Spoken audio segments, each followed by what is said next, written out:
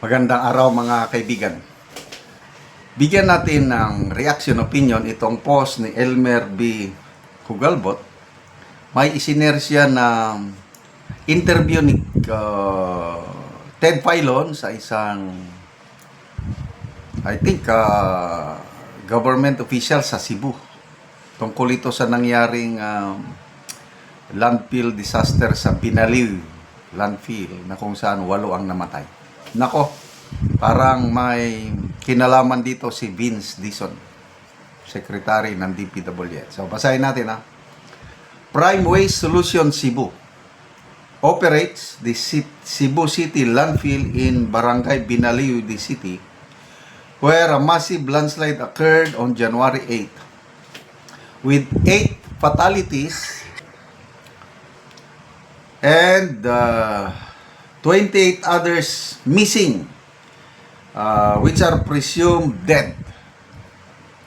The company is part of billionaire Enrique Razon's Prime Infra Capital, where current DPWH Secretary Vince Dizon used to work as compliance officer. Oh, mabigat ito. Okay. This is gonna be the best, it's gonna be safe. Ng Prime Integrated Waste Solutions? Yes, sir. Yes, sir. Si Vince Dizon of DPWH. Yes, sir. He was the one who appeared before us. And he told us that it's gonna be safe. It's still unfilling. It's still unfilling. May mga material recovery facilities la. So yung mga tao, yung mga nagtrabaho ng MRF John, Isa pa. this is gonna be the best, it's gonna be safe. Ng Prime So- Integrated Waste Solutions? Yes, sir. Yes, sir. Si Vince Dizon of DPWH. Yes, sir. He was the one who appeared before us. And he told us that it's gonna be safe. It's still unfilling. It's still unfilling. May mga material recovery facilities la. So yung mga tao, yung mga nagtrabaho ng MRF John, this is gonna be the best, it's gonna be safe. Ng Prime So- Integrated Waste Solutions? Yes, sir. Yes, sir. Si Vince Dizon of DPWH. Yes, sir. He was the one who appeared before us. And he told us that it's gonna be safe. It's still unfilling. It's still unfilling. May mga material recovery facilities la. So yung mga tao, yung mga nagtrabaho ng MRF John, this is gonna be the best, it's gonna be safe. Ng Prime So- Integrated Waste Solutions? Yan o. Nabulgar. Magaling. Safe daw eh. Anong safe? 8 patay, 28 ang missing, presumed dead. Buhay na naman ang nalagas dahil sa kawawa. Ito yung dahil nakatira sila malapit sa landfill. Sigurado ito, tingin ko sila yung nangangalkal ng basura. Dahil sa hirap ng buhay. Ngayon, I don't know how it happened. Kasi parang bundok na yan eh. Landfill. Nandun sila sa gilid o sa baba, nangangalkal. Tapos biglang gumuho yung tambak ng basura. So, yun na. 8 ang confirmed ang patay, 28 ang missing na presumed dead. Ang hirap naman ng buhay, ano? Kung sino pa yung hirap na hirap, sila pa yung makadaan ng ganyang, ano? So ano ngayon? Secretary Vince Dizon. Kasi kung, tignan mo kung magsalita ang secretary, parang magaling eh. Panahon ni PRRD, nasa BCDA na siya. Mataas na posisyon yan. Basis Conversion Development Authority, malaking yan. So, halos lahat ng administrasyon nandyan siya po, nakakapasok. Panahon pa ata ng Gloria Macapagal Arroyo administration, nagtratrabaho na siya sa gobyerno. Pinoy, Duterte, hanggang ngayon nandyan pa rin. In fairness sa kanya, maganda naman ang umpisa niya sa DOTR. Kaya, nilipat siya si DPWH para isolve ang korupsyon. Kaya lang ngayon parang malabo na politiko na rin.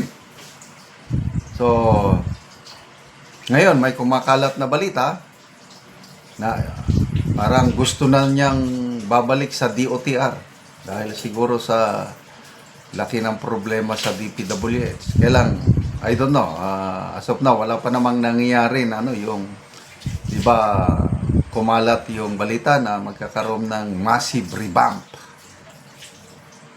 Bakit hindi natuloy? I don't know. Baka napag-isipan nila na it will not, kahit ano pang revamp sa mga cabinet secretaries ang gagawin, it will not solve the problem. Why? Because the problem is leadership.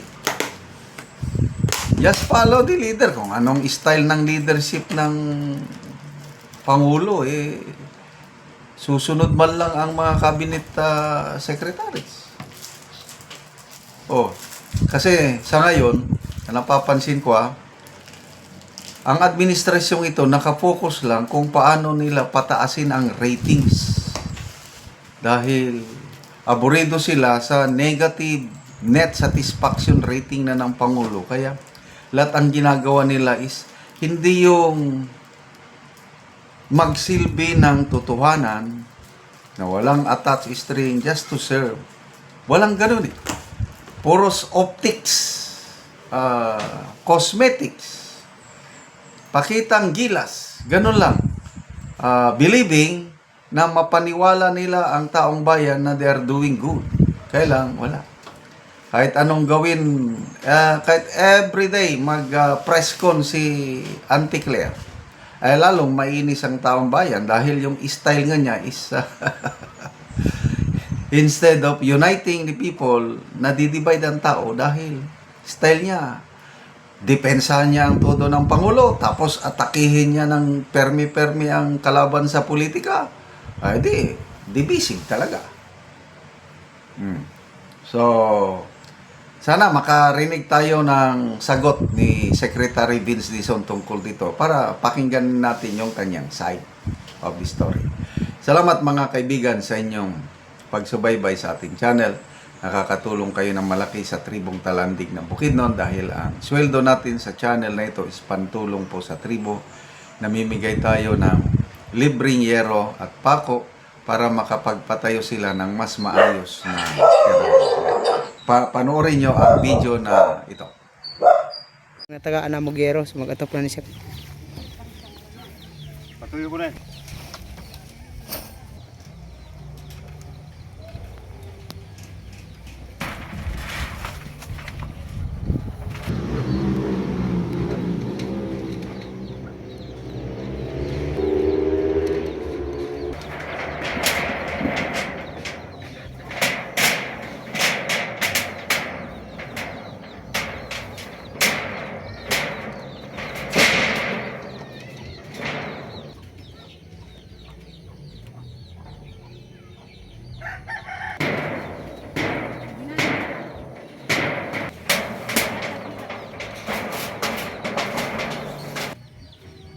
Karon naman nagkit sa pag-atop, so may nagkit siya nga atop kay kuha man naman.